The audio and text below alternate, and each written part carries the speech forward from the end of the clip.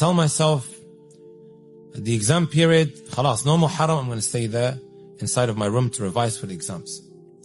And wallahi, brothers, I began to feel this type of, this type of sadness. Why do I feel like that? It's many years ago. So I said, you know what? Today I'm going to stop whatever I'm doing. Even if it is exam period, I'm going to go to the haram. I went to the haram. I sat in front of my Quran teacher and I told him, Shaykh, I feel a little bit down. My morale has gone down.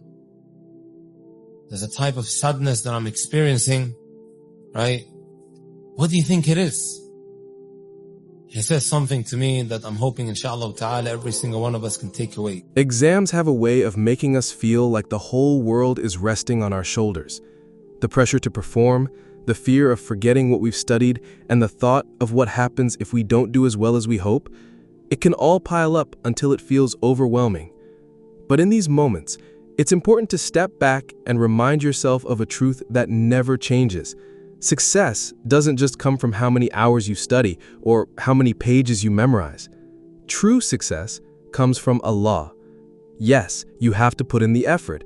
Islam teaches us to work hard, to prepare, to use the mind Allah gave us. The Prophet ﷺ said, "Tie your camel and then trust in Allah."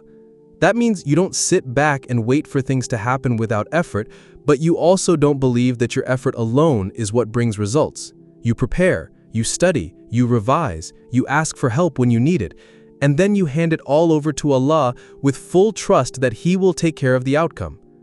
Think about it. Stressing yourself endlessly won't add even one extra mark to your paper. Worry can't change the decree of Allah. What it can do, however, is wear you down, drain your energy, and make the process even harder. So, instead of letting stress control you, shift that energy into something better. Dua. Talk to Allah about your fears.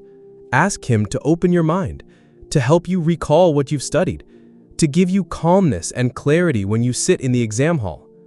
Every time you feel anxiety rising, use it as a reminder to return to Allah.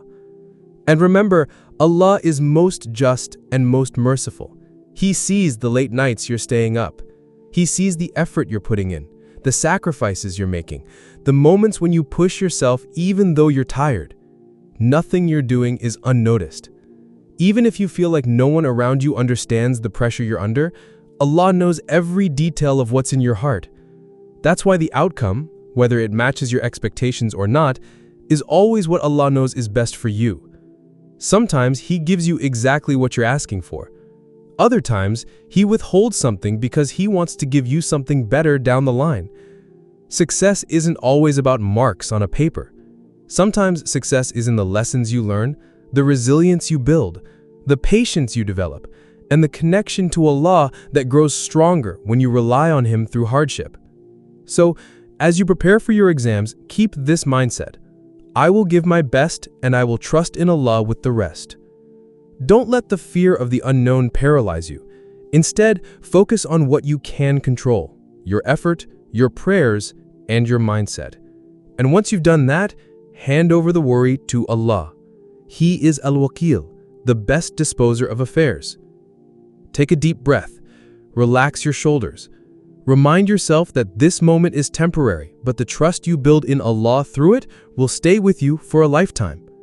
Whether the result is what you imagined or not, you will walk away with something greater, knowing that you turned to Allah, that you worked hard, and that nothing you did was in vain.